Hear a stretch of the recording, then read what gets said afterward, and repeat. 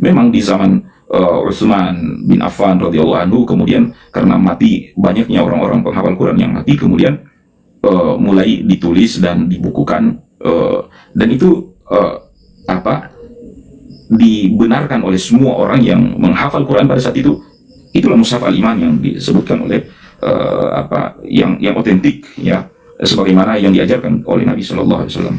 Saya kembali kepada saksi mata penyaliban Yesus. Anda mengatakan bahwa itu Matius, bahkan Yohanes sendiri yang masih merupakan murid daripada Yesus. Akan tetapi sayang sekali kalau memang yang menulis saksi mata daripada Yesus disalib itu, ya, tadi saya sudah bilang bahwa Matius ditulis 40 tahun dan 60 tahun sesudah perginya Yesus, ya, dan ini menunjukkan bahwa dia bukanlah sumber yang primer. Dan kalau Anda menolak hal tersebut dengan penolakan yang tadi disebutkan, Anda akan lihat Injil-Injil.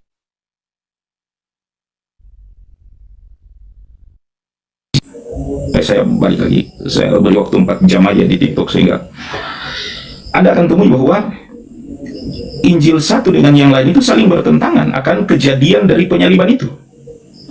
Dan ini membuktikan kebenaran Al-Quran bahwa wa ma qataluhu yakina. Ya, orang-orang yang meyakini bahwa Yesus itu dibunuh, mereka tidak yakin. Kenapa? Satu Injil saya dengan Injil yang lain itu berbeda.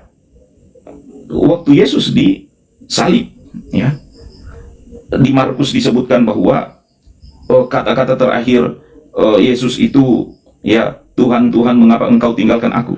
Di Matius bilang, Tuhanku, Allahku, Allahku, mengapa engkau meninggalkan aku?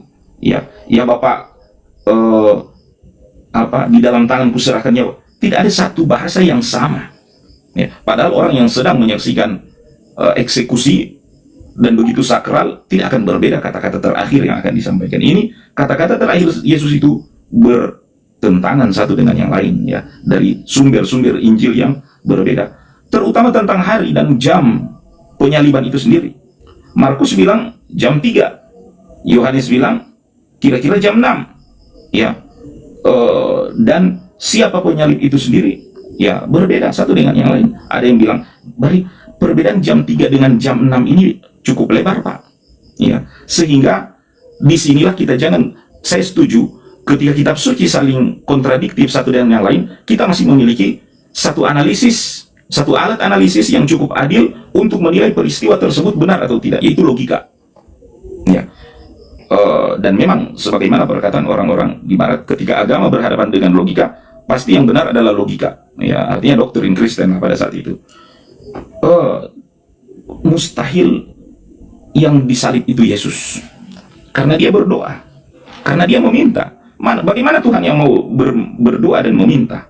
Yang kedua, Anda menyebut itu penebusan dosa. Bagaimana dosa mau ditebus dengan penyaliban? Ya, dan itu tidak mengampuni semua umat Kristen yang terlahir. Ya, wallahu alam. Ya.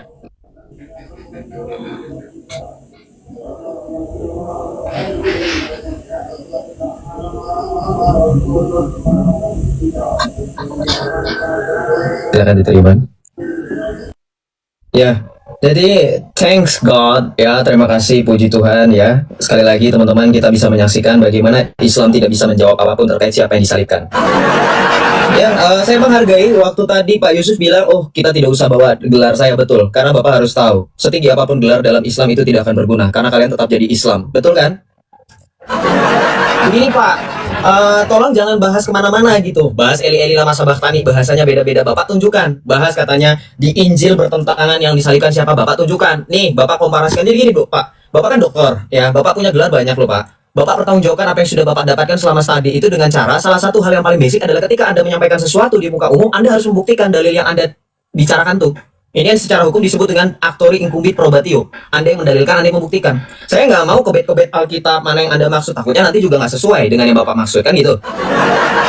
Ya, jadi tolong kembali diskusi kita fokus dan tertib kondusif supaya kita juga enak nontonnya, nyambung. Penonton nggak kecewa. Apalagi teman-teman Islam loh berharap banyak dengan Bapak dengan gelar yang luar biasa.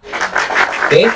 Tapi balik lagi, saya ingatkan buat teman-teman Islam dan teman-teman Kristen mungkin sudah tahu, setinggi apapun gelar yang kalian capai selagi kalian jadi Islam, semuanya akan sia-sia. Oke, sekali lagi, saya lanjutkan dengan buktikan membantah. Saya bantah aja nih Pak, gampang aja. Kalau Anda bilang katanya ada perbedaan pendapat siapa yang disalibkan Pak, ini saya sudah tandai dari tadi. Nih kita bahas penting-pentingnya aja Pak. Di dalam Injil Markus, Bapak bilang tadi beda. Pak lihat, Markus menulis Yesus itu mengalami kematian dan Yesus itu disalib. Nih, Yesus. Kemudian, Matius mengatakan di dalam Matius 27, Yesus mengalami kematian. Ini Yesus. Ya, dua Injil mengatakan Yesus, bukan Yudas, bukan Simon, ya. Maksud saya ini untuk membuktikan Bapak ini punya asumsinya luar biasa liar sekali, mengatakan perbedaan tapi tidak menunjukkan di mana titik perbedaannya. Kemudian dalam Lukas pun Bapak ini menyebutkan Yesus yang mengalami kematian. Oke. Nah, terakhir kita buktikan apakah Yohanes sama dengan Matius, Markus, Lukas membuktikan Yesus itu mati. Yes, ternyata sama. Di mana Pak pertentangannya, Pak? Sedangkan Bapak tidak menjawab siapa yang disalibkan. Tadi kan kita dengar ya teman-teman ya. Teman-teman yang di YouTube juga dengar kan. Bapak ini tadi bilang katanya sampai dengan detik ini orang-orang Kristen itu berbeda pendapat terkait siapa yang disalibkan. Pak, tolong dong Pak buktikan orang Kristen mana yang dimaksud dalam Al-Quran Bapak, di mana kita berselisih. Sesungguhnya mereka berselisih pendapat tentangnya. Dalam kurung pembunuhan Isa selalu dalam keraguan-raguan terhadapnya. Mereka benar-benar tidak mengetahui siapa yang sebenarnya dibun-bun. Nah Pak, saya membuktikan Al-Quran ini firman Allah bukan? Kalau Al-Quran firman Allah, dalam An-Nisa 157, ini di kalimat terakhir dikatakan mereka benar-benar tidak mengetahui. Mereka di sini kan orang Kristen kan, orang Yahudi dan orang Nasrani. Pertanyaan saya Pak, siapa orang Kristen yang nggak tahu siapa yang disalibkan? Justru sebaliknya, yang nggak tahu tentang siapa yang disalibkan itu Islam. Buktinya Bapak nggak jawab siapa yang disalibkan. Saya minta data di Al-Quran, di Alkitab jelas loh Pak. Di Alkitab jelas yang disalibkan adalah Yesus. 4 Injil tadi saya sudah buktikan. Yang disalibkan itu yang disalibkan dalam 4 Injil adalah Tuhan Yesus. Kemudian yang berikutnya Pak, saya membuktikan begini teman-teman. Dalam Islam, kalau Anda mengatakan, oh kami nggak dengan cara dituliskan, kami itu dihafal Pak. Bapak tadi sudah mengakui, penghafalan itu tidak dijaga. Buktinya pada saat perang Yamamah di tahun 633 melawan Nabi palsu Musailamah Al-Kadzab, itu setelah diperkirakan lebih dari 700 hingga 1200 orang sahabat penghafal Al-Quran gugur. Jadi kalau Bapak mau bahas ini, dan Bapak memang sudah jujur, sekarang pertanyaan saya, di mana firman Allah, dalil Allah, di mana Allah sendiri yang memastikan Al-Quran akan terjaga? Ternyata Allah jebol penjagaannya. Kalau bukan karena inisiasi Umar bin Khattab yang mengusulkan kepada Abu Bakar As-Siddiq untuk membuka Al-Quran dalam satu mushaf, apakah bisa terjaga Pak? Tolong nanti dijawab siapa yang disalibkan ya Pak, jangan lari-lari kemana-mana. Kemudian begini Pak, lagi dan lagi, ketika berbicara mengenai mushaf Al-Quran, Bapak jangan bangga dulu. Sekali lagi, Al-Quran itu mushaf-mushafnya disamakan dengan cara apa? Membakar, ya. Membakar dengan cara apa? Perbuatan membakar mushaf Al-Quran itu bahkan juga pernah dilakukan oleh Utsman bin Affan ketika menjadi khalifah terdahulu. Pertanyaan saya Pak, ini bukan Muhammad, ini bukan Allah yang nyuruh. Di mana Allah menyuruh untuk membakar Al-Quran? Di mana Muhammad menyuruh untuk membakar Al-Quran? Tetapi kenapa Utsman mempunyai otoritas untuk membakar Al-Quran? Membakar mushaf-mushaf yang tidak sesuai. Apakah Utsman lebih Muhammad daripada Muhammad? Apakah Utsman lebih Allah daripada Allah sehingga tahu mana yang benar mana yang salah? Ya. Nah, sekarang pertanyaannya tolong dijawab siapa yang disalibkan. Itu aja dulu. Satu pertanyaan sudah 2 ronde tidak dijawab. Silakan.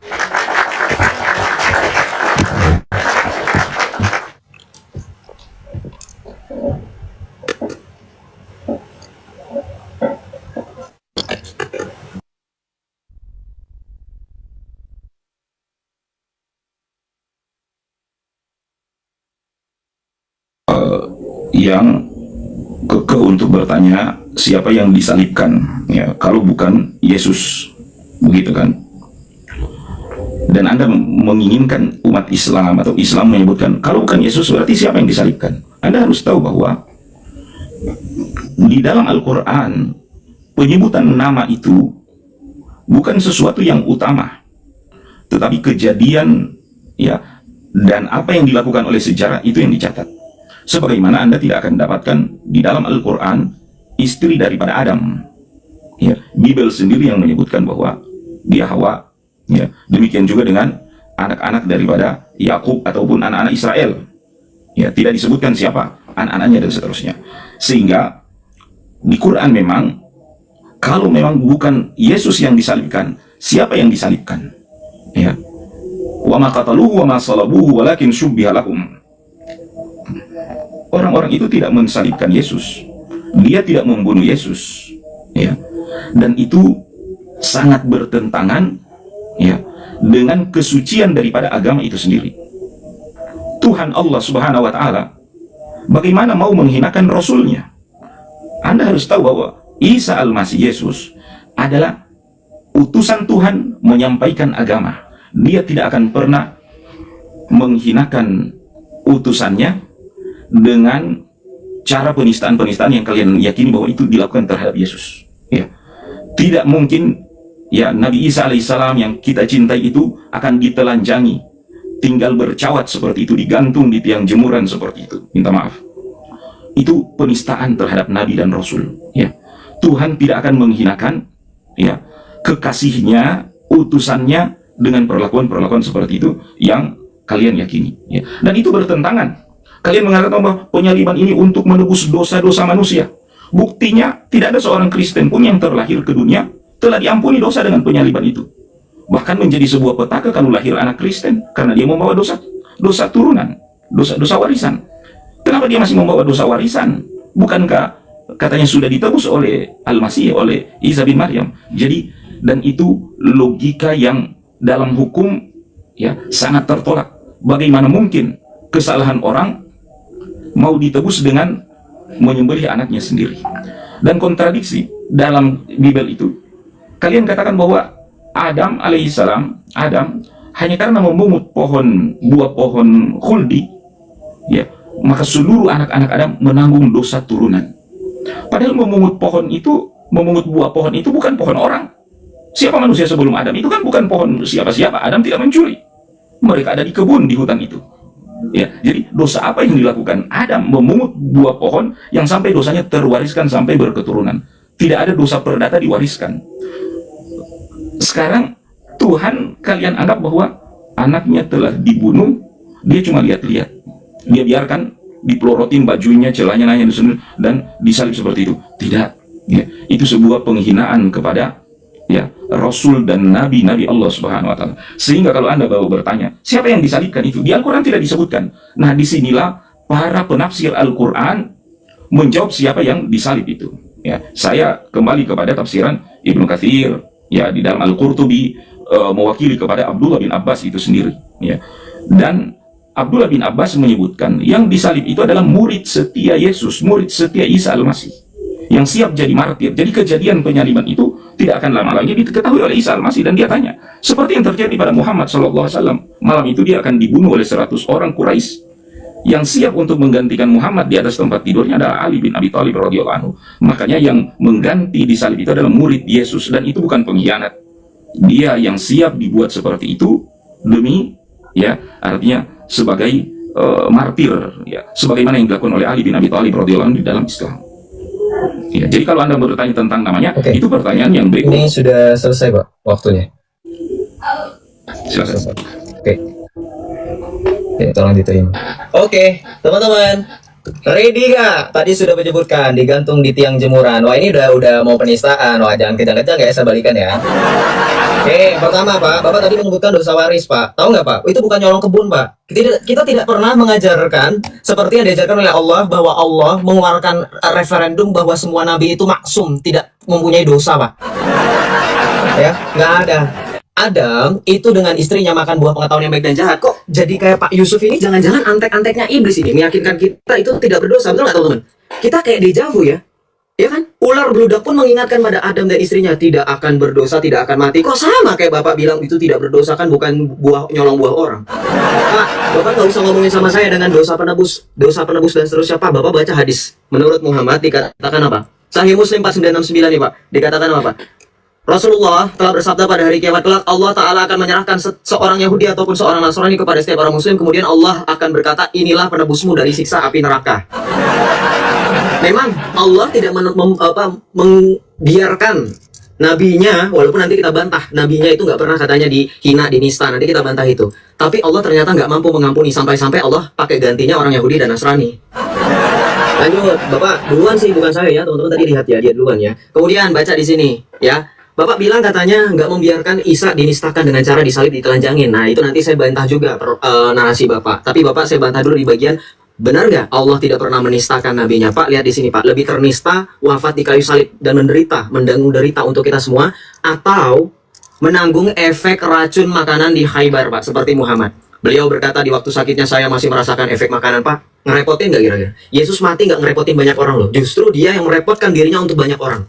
Jadi ini perbedaan Pak. Yesus itu wafat mengorbankan dirinya untuk banyak orang, sedangkan Nabi Bapak mengorbankan banyak orang untuk dirinya. Makanya lihat ini Pak.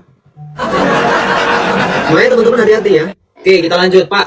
Bapak tadi bilang katanya, ya, yang disalibkan diserupakan itu adalah sahabatnya. Lebih percaya tafsir, Bapak. Saya mau bertanya ini berdasarkan buku ini, Pak.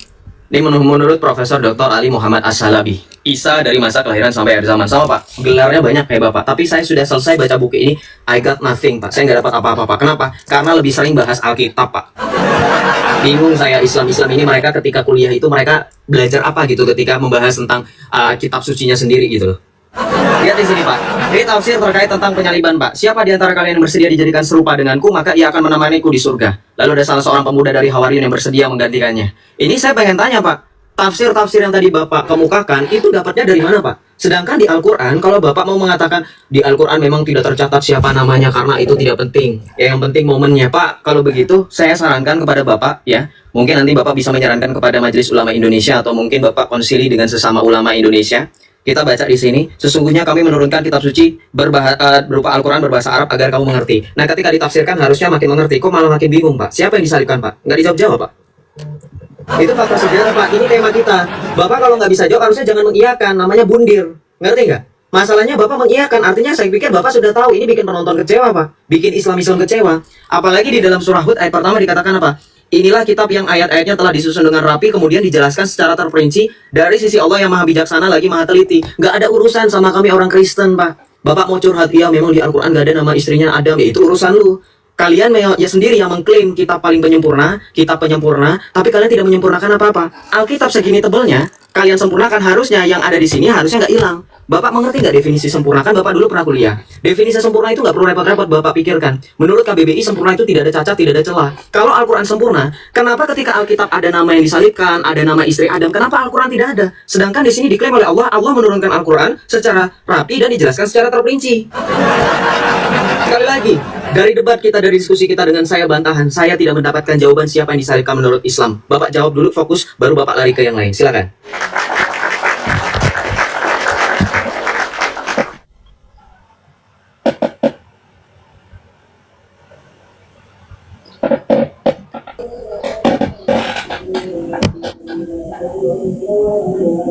Kamu bantu tatap layar ya?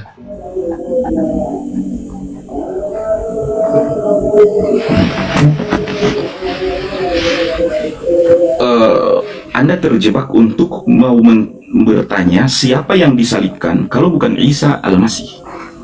Seharusnya dengan jawaban bahwa bukan Yesus yang disalibkan, Anda tahu bahwa itulah yang dilihat oleh kaum muslimin.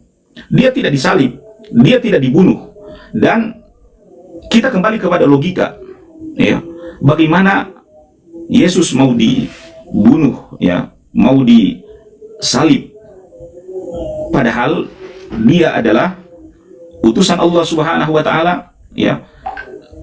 Kalau dengan logika Kristen, ya, ngapain Tuhan mau mengajari ataupun mengampuni manusia harus berubah jadi manusia dulu?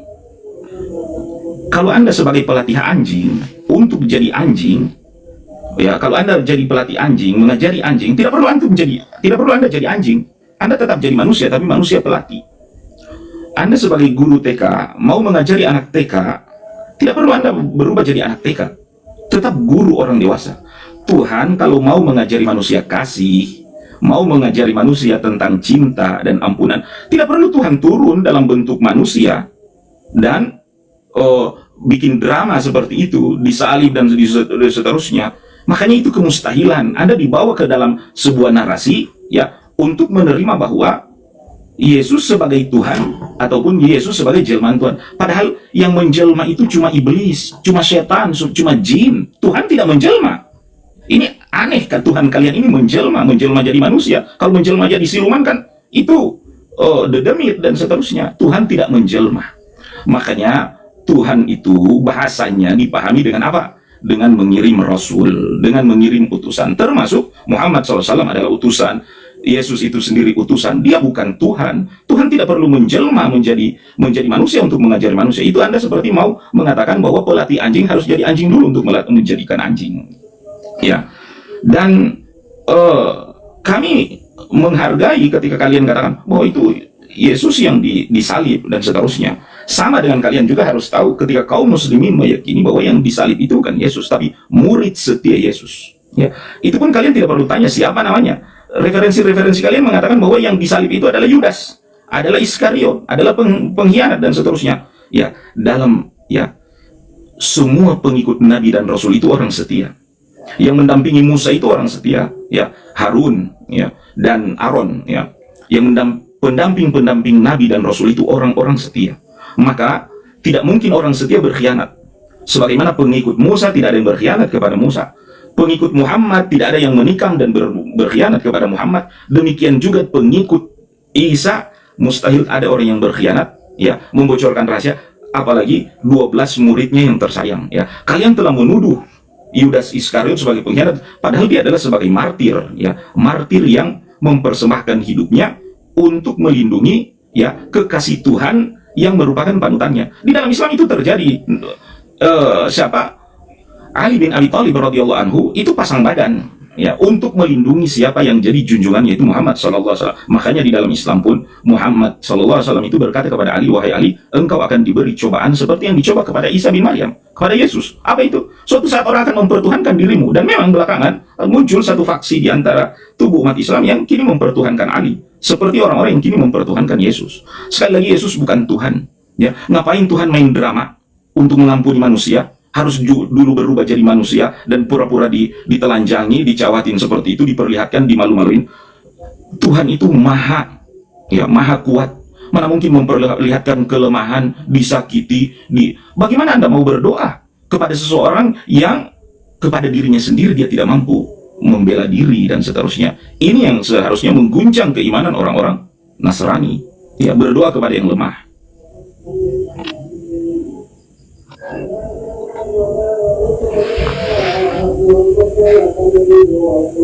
Ya teman-teman, bantu tap layar ya. Terima kasih, bantu share ya teman-teman ya. 1.500 orang, tap layarnya dikencangkan ya. Oke, kita lanjut. Terima kasih Pak Yusuf sekali lagi. Sudah ronde ketiga, saya tidak menemukan, walaupun tadi jawabannya samar-samar sudah mengarah ke Yudas Iskariot. Wow, luar biasa. Sampai-sampai beliau ini mengatakan Yudas Iskariot itu martir, mempersembahkan. Wow, ini lagi pekerjaan si jahat. Kita tahu dalam Alkitab, para saksi mata, para rasul mengatakan Yudas Iskariot adalah murid yang berkhianat. Di dalam Alkitab, bahkan perjanjian lama loh Pak Yusuf, itu dikatakan muridnya sendiri yang akan mengangkat kaki kepada Yesus yang berkhianat. Perjanjian lama bahkan menubuatkan pengkhianatan itu, tetapi Islam menganggap Yudas justru superhero. Wow, kaget loh saya. Terima kasih Pak Dokter, terima kasih Pak Yusuf. Kemudian tadi bilang katanya nggak perlu buat drama menghapus dosa ditelanjangin Pak Ustadz. Sudahlah dengan narasi-narasi seperti itu, Pak Ustadz nggak tahu malu ya. Ketika Pak Ustadz berkunjung ke rumah Allah pun Pak Ustadz nggak mengenakan pakaian sehelai pun, hanya mengenakan kain ihram, betul nggak? Masa saya nanti bilang kayak gini, nanti saya dilaporkan, ya kan? Kamu pun nanti Bapak, kita semua nanti, kalau menurut Islam ya Pak, menurut Islam, kita dimakamkan cuma pakai kain kafan, betul nggak? Nggak ada pakai cawat, nggak apa, lebih malu nggak Pak? Bahkan kalau saya mau ngomong terus terang karena saya murtadin, ketika Anda dikumpulkan di padang mahsyar pun nggak pakai pakaian, terus apa malunya Pak? Anda ini harusnya belajar loh, ketaatan dan kerendahan hati Yesus. Yesus yang membiarkan dirinya ditanggalkan pakaiannya untuk menyebutkan bahwa manusia itu akan kembali menjadi debu, tidak membawa apa-apa. Justru Islam yang tegar tengkuk sombong seperti Anda mengatakan, oh sangat terhina. Sejak kapan manusia lahir tidak mengenakan baju Anda katakan hina? Apakah cucu Anda, apakah anak Anda itu ketika oe-oe lahir dari rahim istri atau menantu Anda katakan, wah hina ini anak nggak pakai pakaian gitu? Saya bingung, Anda dokter PhD ini lulusan Islam ini dapat pelajaran itu dari mana ya? Saking Anda tidak bisa berlogika dengan sederhana, bahkan dalam keimanan pun kemanusiaan Anda tertutupi dengan kebencian. Akuilah Yesus itu satu-satunya role model yang menunjukkan kesederhanaan. Anda menggunakan analogi katanya, pelatih anjing tidak perlu menjadi anjing untuk mengajari anjing, tetapi pelatih anjing harus memahami bagaimana anjing dan perilakunya Pak. Yang dilakukan Yesus adalah firman Allah menjadi manusia, bukan selama-lamanya dia menjadi manusia. Bapak baca dalam Filipi 2 ayat 6 sampai dengan 9, yang walaupun dalam rupa Allah tidak menganggap kesetaraan Allah itu dengan milik yang harus dipertahankan, melainkan mengosongkan dirinya dan mengambil rupa seorang hamba. Yang Yesus lakukan ketika dia menjadi manusia, menambah kodrat kedagingan Pak. Bukannya ketika dia menjadi manusia, hilang keilahiannya. Makanya analogi Anda nggak nyambung. Lagi juga Anda bawa tambahan, yang kedua poinnya, Anda bawa logika, analogi kalau Anda jadi guru TK, Anda nggak perlu jadi anak TK Pak. Guru TK siapapun kita, saya pun yang bukan guru TK, saya pernah TK, mungkin Anda nggak pernah. Guru TK pun mempelajari bagaimana anak-anak TK. Salah satunya menggunakan pengalaman dulu, dia pernah TK. Dia tahu cara mengajarkan anak TK, ditambah dengan profesinya. Praktiknya seperti apa? Yang berdrama Pak, saya tunjukkan yang berdrama siapa. Ketika Anda mengatakan Tuhan kami nggak perlu jadi manusia, cukup jadi Allah saja untuk mengampuni dosa, Anda harusnya ngomong itu kepada Allah. Kenapa? Allah sendiri nggak mampu mengampuni dosa sampai harus menurunkan batu. untuk menghapus dosa. Jadi bukan manusia yang menjadi juru selamat, tetapi menjadi batu, Pak. Mari kembali kepada An-Nisa ayat 157, Pak. Yang berdrama di sini siapa, teman-teman? Dramanya jelas di sini, ya. Ada salib, tapi Isa tidak disalib, yang diserupai yang disalib. Kemudian Allah mengangkat Isa. Jadi Isa tidak disalib. Pertanyaan saya, kan dalam Islam ini semua qadarullah, Pak, berkaitan tentang takdir Allah. Yang berbuat drama itu Islam. Islam mengenal konsep takdir. Allah telah mentakdirkan Isa akan disalibkan tapi tidak jadi. Jadi seolah-olah Allah bermain drama, ditambah di sini ada aktor stuntman-nya. Pertanyaan saya, kalau Bapak tadi sempat sebut Yudas Iskariot, saya pengen tahu Yudas Iskariot itu ada di ayat mana tertulis atau tafsir mana? Karena tafsir ulama beda-beda, Pak. Ya, terus kemudian Anda bilang katanya yang menjelma itu biasanya iblis atau jin, betul nggak, teman-teman? Dia tadi udah ngomong kayak gitu kan, saya catat loh. Nih, saya catat loh. Yang menjelma itu cuman iblis, Pak. Astagfirullah, baca di sini, Pak. Maka ia menampakkan diri di hadapannya dalam bentuk manusia yang sempurna. Jibril menampakkan diri di hadapan Maryam dalam bentuk manusia, seorang pemuda berpenampilan sempurna. Ini Jibril menjelma jadi manusia, Bapak bilang iblis. Nih saya ganti ya, Pak, saya coret buku saya. Iblis, karena menurut Bapak yang menjelma cuman iblis. Udah, jangan bilang saya penista, Pak. Semua saya bantah, tapi Bapak tidak satu pun nunjukin data. Silakan tunjukkan datanya siapa yang disalibkan, atau Anda membuktikan Islam tidak menyempurnakan apapun.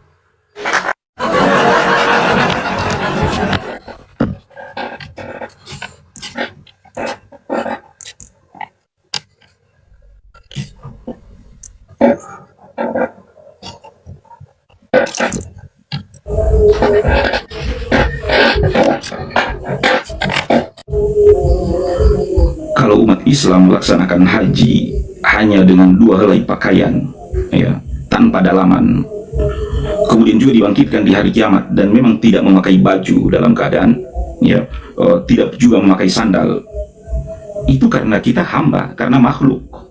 Anak terlahir tidak pakai baju itu karena manusia. Nah, ketika Yesus pun, ya, nyaris tanpa pakaian seperti itu, seharusnya Anda tahu bahwa dia manusia, bukan Tuhan. Kita tidak akan mampu menelanjangi Tuhan, karena Tuhan sendiri mengatakan, ya, al-kibriya uridai, ya, wal azama izari. Kesombongan itu pakaianku, ya, kebesaran itu adalah sarungku. Nah, melekat, Anda mengatakan bahwa Yesus tidak mau pakai baju dan seterusnya, justru menunjukkan kesuciannya dan seterusnya. Tidak, itu sebenarnya dengan dia ditelanjangi seperti itu oleh orang yang membunuhnya, menunjukkan dia manusia, bukan Tuhan. Bagaimana Anda mau berdoa kepada Tuhan yang lemah? Iya, makanya dia bukan Tuhan. Yang ditelanjangi juga itu bukan Tuhan. Yang digantung di salib itu juga bukan Tuhan. Dia manusia biasa. Bukan juga Tuhan yang menjelma menjadi manusia. Karena yang menjelma itu makhluk. Kau harus paham situ. Yang menjelma makhluk. Benar, Jibril menjelma karena Jibril makhluk, bukan Tuhan. Ya, mana mungkin Tuhan menjelma? Ya, yang menjelma itu sifat-sifat dari makhluk. Nah, Anda sekarang menjawab keyakinan Anda sendiri bahwa Yesus adalah jelmaan dari Tuhan. Yang menjelma adalah makhluk. Berarti Yesus bukan Tuhan. Ya, dan Tuhan yang kalian sembah, yang menjelma, itu bukan Tuhan. Ini yang harus Anda pahami, ya, tentang penyaliban Yesus ini. Ya, sama sekali dia bukanlah, ya, sebagaimana yang kalian yakini bahwa dialah Yesus yang Tuhan telah dibabak belur oleh manusia seperti itu. Kasihan. Kalian mau berdoa kepada yang lemah, ya, letih, bahkan berdoa kepada yang berdoa. Ya, kenapa tidak kalian sendiri yang jadikan diri kalian Tuhan? Harus susah-susah minta kepada manusia yang tidak bisa melindungi dirinya sendiri. Wallah, demi Allah, Yesus akan turun di akhir zaman dan menengahi perselisihan ini. Ya, kaum muslimin menunggu dia, ya, merindukan juga dia, merindukan Yesus atau Isa Al-Masih, dan dia tidak mati, dia tidak disalib seperti yang kalian klaim. Ya, dia masih hidup saat ini, ya, dan di akhir zaman nanti dia akan turun mematahkan salib, membunuh babi, bahkan menghapus denda-denda dosa warisan. Kalian tahu dengan ajaran Injil itu bahwa kesalahan Adam memungut buah pohon dihukum seluruh anaknya sampai hari kiamat dengan dosa warisan. sedangkan anaknya disiksa dan disalib, ya Tuhannya cuma diam dan dia bilang biar saja itu untuk menebus dosa manusia. Tuhan bagaimana yang sedang kalian sembah ini, yang mempersoalkan masalah perdata dan dia diam terhadap dosa pidana? Lebih besar dosa orang menyiksa anak Tuhan seperti yang kalian klaim, atau memungut buah pohon seperti itu? Dan ini menunjukkan bahwa ya yang kalian sembah dan kalian jadikan Tuhan itu bukan Tuhan, dia manusia. Ya, Yesus bukan jelmaan. Ya, Tuhan itu berbeda dari makhluk, ya, dari ciptaan. Dan oleh karenanya kita kembali ke sini, ya, ke titik temu. Ya, Tuhan hanya satu, pencipta alam semesta. Dia tidak menjelma seperti Jibril tadi, bahkan seperti setan yang menjelma. Tidak, Tuhan tidak akan menjelma. Tuhan, ya, makhluk. Dan ini dua entitas yang berbeda.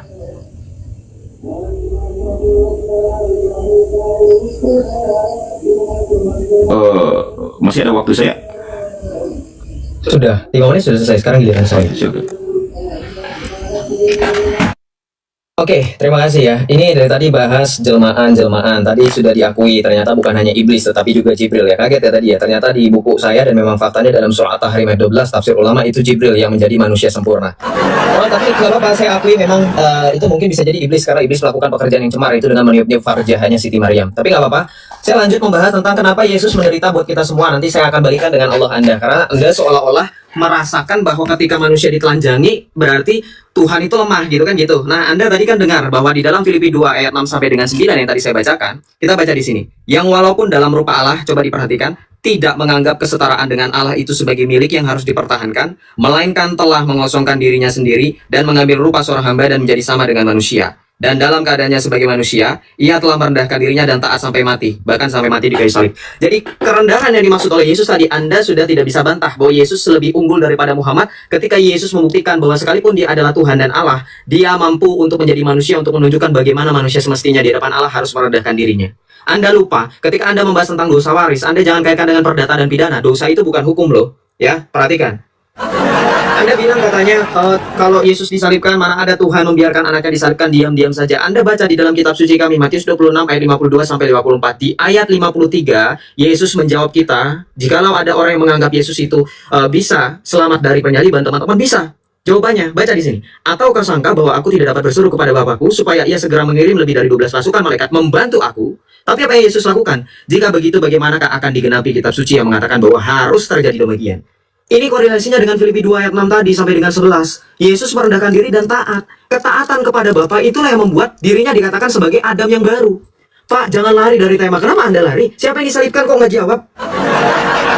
Anda jawab Yudas Iskariot, saya minta datanya di mana, Anda nggak kasih. Malah Anda narasi liar sekali. Sekarang kalau Anda bilang katanya Tuhan tidak mungkin lemah seperti manusia, jawab kepada saya kenapa di dalam hadis yang berdasarkan surah Qaf ayat 30, Allah Anda itu meletakkan kakinya di neraka. Kenapa Allah seperti mau pijat refleksi? Apakah Allah pegel duduk terus di atas aras yang di atas air itu?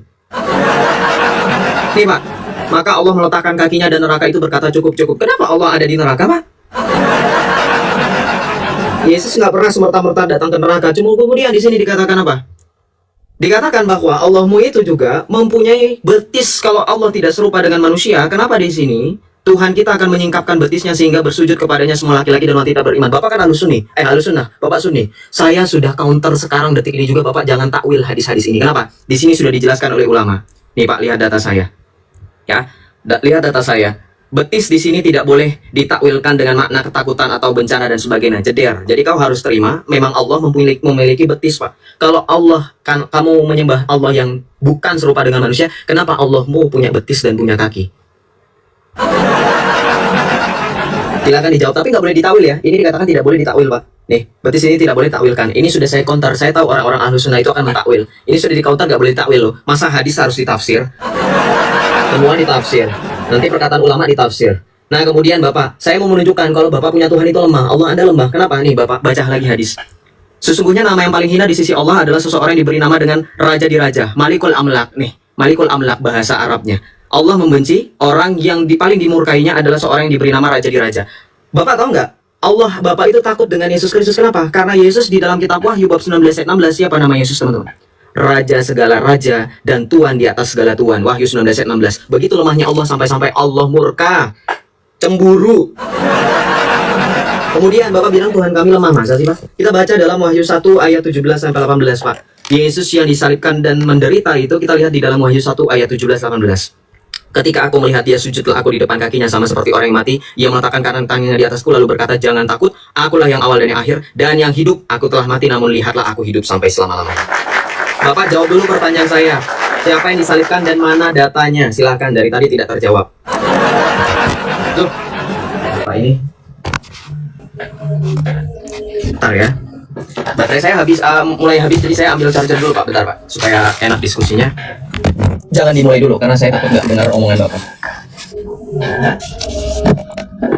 Bentar ya.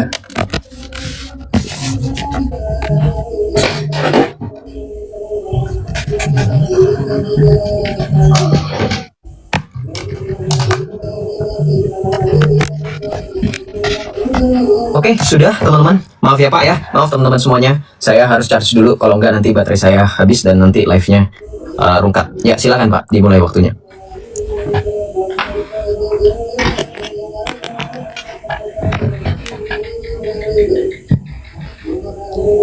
Baik, sepertinya Anda tersudut dengan ketika kita sampaikan bahwa apa yang Anda pertuhan itu lemah.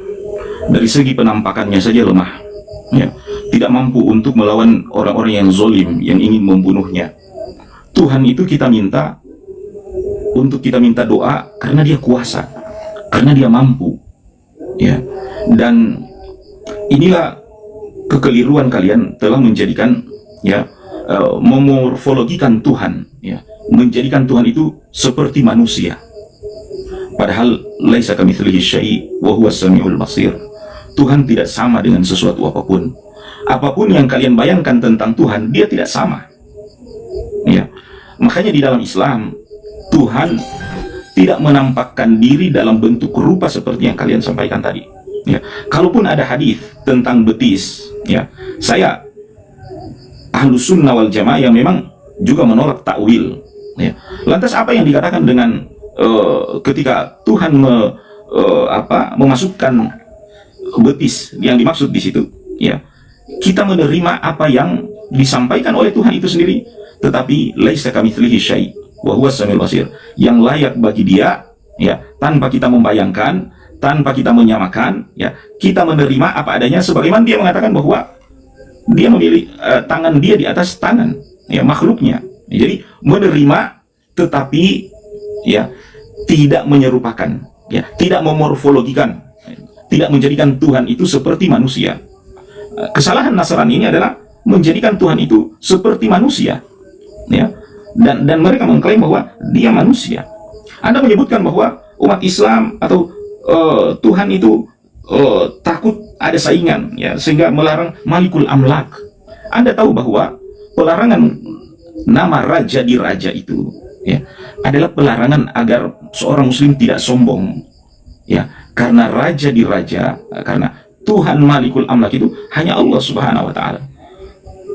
Di dalam kekristenan kalian telah mencampur adukan antara Tuhan dan manusia, sehingga Tuhan itu lahir di dalam Kristen itu sosok yang lemah.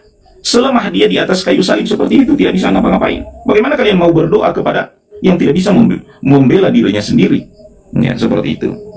Dan ini yang perlu disadari oleh, ya, teman-teman Nasrani, ya, berdoalah kepada Tuhan yang benar, ya, yang tidak serupa dengan manusia, ya, bahwa di dalam Islam Tuhan itu dikenal dari nama-nama, bukan dikenal dari benda. Hari ini kalau ada orang yang hilang, ya, dibusir atau dipatroli, karena kalian terlihat ganteng, cantik, ya, tapi apakah dia seperti itu, ya? Karena kalian tidak mengenal sifatnya. Nah, manusia terhadap Tuhan, dia akan lebih dekat dengan Tuhan yang dia kenal dari namanya, dari track recordnya. Hari ini Muslim benci sama Fir'aun, benci sama Abu Jahal, walaupun belum lihat Abu Jahal dan belum lihat Fir'aun secara langsung, dari namanya, ya. Maka Tuhan datang kepada kita kaum muslimin, ya, memperkenalkan namanya, dan itu lebih dekat, ya, dengan Asmaul Husnanya, bahwa dia maha menyayangi, walaupun, ya, keyakinan setiap muslim bahwa dia akan melihat Tuhan itu nanti ya di surga, ya wujuhi yauma idzin nadhira ila rabbiha nazira. Semua kita ada di dalam batas-batas keimanan, dan ini kita diuji kepada siapa kita meyakini. Kita meyakini berdoa kepada Tuhan yang tidak beranak, Tuhan yang tidak menjelma, ya, Tuhan ya yang maha kuasa, ya, Tuhan yang tidak main drama, yaitu Tuhan ya pencipta langit dan bumi, ya, satu-satunya yang menurunkan para nabi, para rasul, ya, dan tidaklah Yesus kecuali dia seperti nabi dan rasul, ya, yang Yesus dan siapa Anda, Yosef itu sama-sama manusia, sama-sama kita adalah hamba ciptaan Tuhan yang kepadanya kita mengabdi. Ini lebih nyaman ya daripada kita meminta kepada manusia atau sesama makhluk Tuhan. Wallahu a'lam. Oke. Teman-teman bantu tap-tap layar ya, di share-share, dikencangkan tap-tap layarnya di bawah, pojok layar bawah itu ada tombol share, teman-teman share. Kita diskusi dengan seorang yang mempunyai banyak gelar, jadi kita harap jawabannya mungkin bisa membantu kita semua. Ya, kita masih berharap-harap gini, karena waktunya masih panjang. Oke, baik, sepertinya beliau sudah lari dari tema, jadi tidak menjawab siapa yang disalibkan ya. Jadi ya udah nggak apa-apa, saya ngalah, saya ikutin Bapak Yusuf ini.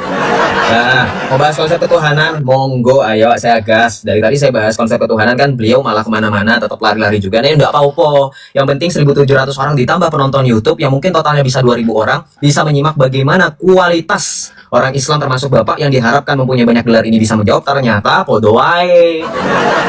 Ya, jadi teman-teman Islam yang selalu menyarankan saya, Joseph diskusinya jangan sama yang awam. Nih sama aja kan saya kayak diskusi sama yang awam. Oke, nggak apa-apa, saya ikutin konsep ketuhanan. Ya udah, konsep ketuhanan begini. Bapak bilang nggak mau menyembah Tuhan yang lemah, oke. Terus kenapa Tuhan Bapak hanya turun di sepertiga malam langit dunia? Nih, ketika telah tersisa sepertiga malam terakhir, Pak, maaf ya teman-teman, saya bukannya merendahkan suatu profesi, justru saya apresiasi teman-teman yang bekerja sebagai customer service, teman-teman yang bekerja sebagai security, itu lebih berkuasa daripada Allah. Kenapa? Kuat 24 jam, Allah cuma sepertiga malam, teman-teman bayangin. Lama banget. Kenapa Allah hanya turun di setiap malam ke langit dunia ketika telah tersisa sepertiga malam terakhir, Pak? Kenapa, Pak? Ada apa, Pak? Teman-teman kita yang kerjaannya customer service melayani keluhan komplain 24 jam loh, Pak. Betul nggak teman-teman? Yang setuju tap-tap layar. Kenapa Bapak Tuhannya mau turun ke dunia? Karena dengan adanya sholat tahajud, katanya doa paling mujarab di sepertiga malam itu karena Allah di langit dunia. Kemungkinan Allah jadi makin dengar. Pantes aja kalian teriak-teriak 5 kali sehari. Terus bayangin Pak, ini saya dari tadi pakai data, Bapak nggak pakai data tapi nggak apa-apa. Kemudian Bapak lihat di surah Hud ayat 7. Saya setuju dengan ayat yang Bapak bunyikan tadi, laisa kamitslihi syai'un wa huwas samiul basir. Tidak ada yang serupa dan setara dengan Allah. Tapi Pak, di surah Hud ayat 7 dikatakan bahwa dialah yang telah menciptakan langit dan bumi dalam 6 masa, serta sebelum itu arasnya di atas air. Teman-teman perhatikan, Allah punya singgasana atau aras di atas air. Ingat ya, arasnya di atas air. Nah, saya tampilkan data, ternyata di atas air itu nggak cuma ada Allah. Kita lihat di dalam hadis dari Jabir radhiyallahu anhu, ia berkata, Rasulullah bersabda, sesungguhnya iblis meletakkan singgasananya di atas air, kemudian mengutus pasukannya. Bujung buneng, ternyata satu kompleks sama iblis, Pak. Bagi-bagi kapling ya, Pak ya? Iya, Bapak nggak mau berdoa kepada Tuhan yang lemah, yaitu Yesus Kristus, karena menurut Bapak, Tuhan Bapak itu kuatnya setara dengan kekuatan iblis. Makanya seperti itu. Ini bantah pakai data ya, Pak. Ternyata iblis meletakkan singgasananya di atas air, kemudian Allah juga meletakkan aras atau singgasananya itu juga di atas air. Nih, arasnya di atas air, Pak. Bantah pakai data ya, saya dari tadi capek bolak-balik pakai data menunjukin ayat, tapi nggak apa-apa, saya menghormati Bapak. Kemudian, Bapak bilang tadi katanya bahwa sahabat Nabi tidak pernah berkhianat, betul nggak teman-teman? Tadi 2 ronde sebelumnya ini belum saya bahas. Saya mah setiap Bapak ngomong saya catat loh Pak, jadi semua saya bantah. Nah, nih, dia tadi sempat ngomong kan, pengikut Muhammad gak ada yang berkhianat, nggak kayak Yesus, betul ya? Betul nggak teman-teman? Kena lagi, baca di sini, ya. Cucu Nabi Muhammad, ya, Hussein, 10 Muharram, yang orang Syiah itu Hussein itu dibunuh sama siapa Pak? Dibunuh sama siapa Pak? Yazid itu siapa Pak? Khalifah mana Pak? Bani Umayyah, pengikut Muhammad atau pengikut Yesus Pak ini Pak? Katanya pengikut Muhammad gak pernah berkhianat. Loh ini cucu Nabi, Bapak lupa sejarah. Waduh parah ini. MUI ini harus mungkin mengkoreksi ini, gelar Bapak ini dapat Islamic Studies ini dari mana ini? Ya. Coba tolong Bapak bantah data dengan data ya. Saya itu memiliki data ketika Yesus itu menjadi manusia. Tadi kan saya sudah bacakan ayatnya dalam Matius 26 ayat 54 Pak. Yesus itu bisa saja Pak. Nih. Atau kau sangka bahwa aku tidak dapat bersuruh kepada Bapakku supaya ia segera mengirim lebih dari 12 pasukan malaikat membantu aku? Pak, Yesus itu bisa mendatangkan 12 pasukan malaikat untuk menghindari dari penyaliban. Teman-teman lihat ini konteksnya pada saat Yesus ditangkap di Taman Getsemani. Tapi Yesus milih apa? Yesus milih taat. Jika begitu, bagaimanakah akan dikenal? Jadi dari mana kelemahan kalau Anda sedang melihat bagaimana orang itu gentleman, nggak kayak Isa lari, Pak? Isa mau lari loh. Tahu nggak Isa lari dengan cara apa? Digeser atap plafon rumahnya, kemudian baru Isa terangkat ke langit. Itu tafsirnya. Nanti saya bukakan di buku ini. Waktunya nggak cukup. Silakan Bapak bantah. Ini kita sudah lari dari tema karena Bapak nggak sanggup. Daripada saya pusing, mending saya ikutin jalan Bapak. Betul nggak teman-teman? Nah sekarang karena saya sudah kejar Bapak, Bapak jangan ada alasan lagi. Bantah semua syubhat-syubhat saya dengan data. Saya sudah bantah syubhat-syubhat Bapak dengan data. Saya harap Bapak bantah dengan data, jangan ceramah. Kalau Bapak ceramah, silahkan jangan di TikTok. Pergi ke masjid. Soalnya saya sudah 4 dengerin ceramah, Pak. Silakan.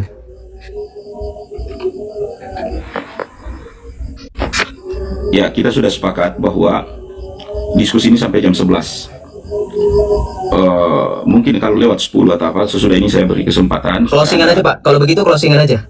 Kesimpulan aja kalau begitu. Kesimpulannya bahwa peluklah agama yang benar, yang mengampuni, bukan agama yang membebani Anda dengan dosa. Masuk Kristen itu tiba-tiba memikul dosa warisan. Ya, masuk Islam orang diampuni, satu Jumat dengan berikutnya diampuni. Ampunan itu sangat mudah di dalam Islam, tapi di Kristen sekedar orang murtad. Ini si Joseph ini kan mengaku sebagai murtad, mikul dosa warisan, lahir anak membawa dosa, kawin juga dosa, dikit-dikit dosa, dan dosa di Kristen itu tidak gratis, dia dibayar.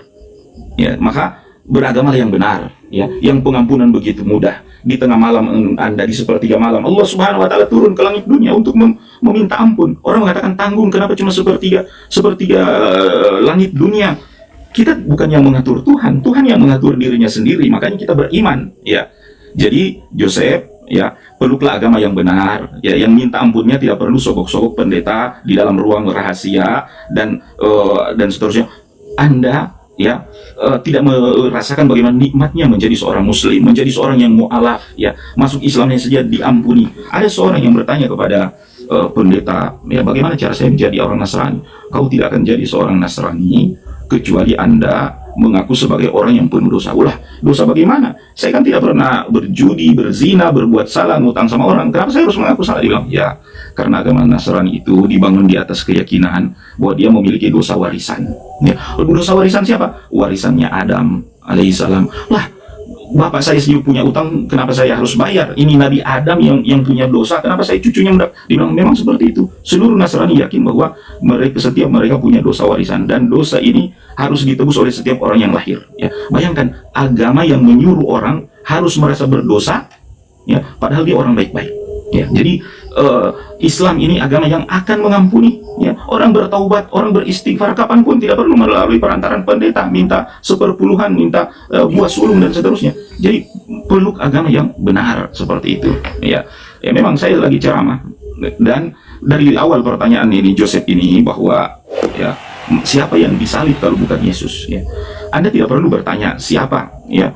Tanya di kitab Anda sendiri, ya. Dan bahwasanya di dalam Al-Quran sudah disebutkan bahwa, ya, yang disalib itu bukan Yesus, ya, walakin syubbihalahum, yang dimiripkan dengannya. Yang kita yakini bahwa dia adalah pengikut setianya, yang membela tuannya, ya, seperti itu.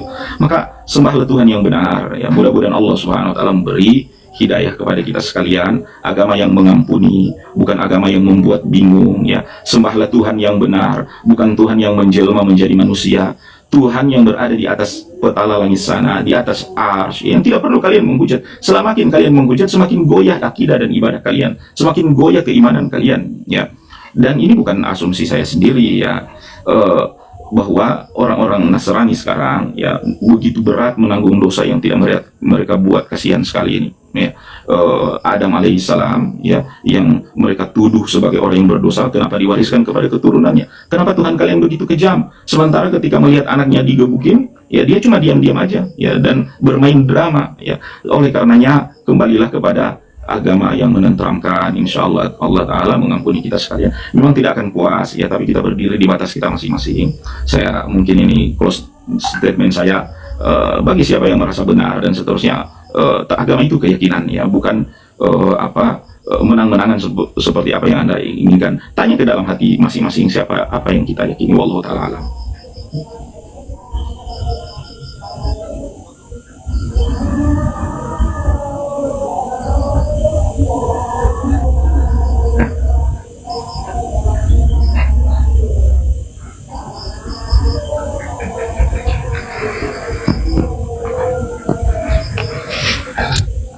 Oke, sekarang giliran saya untuk closing ya. Tapi tadi Bapak sebenarnya tadi di awal saya bilang closing jangan nyebrang, opening jangan nyebrang, tapi Bapak nyebrang. Ya, silakan diterima, berarti Bapak terima konsekuensinya karena Bapak duluan dari tadi melanggar aturan, saya ikutin ya, biar sama-sama.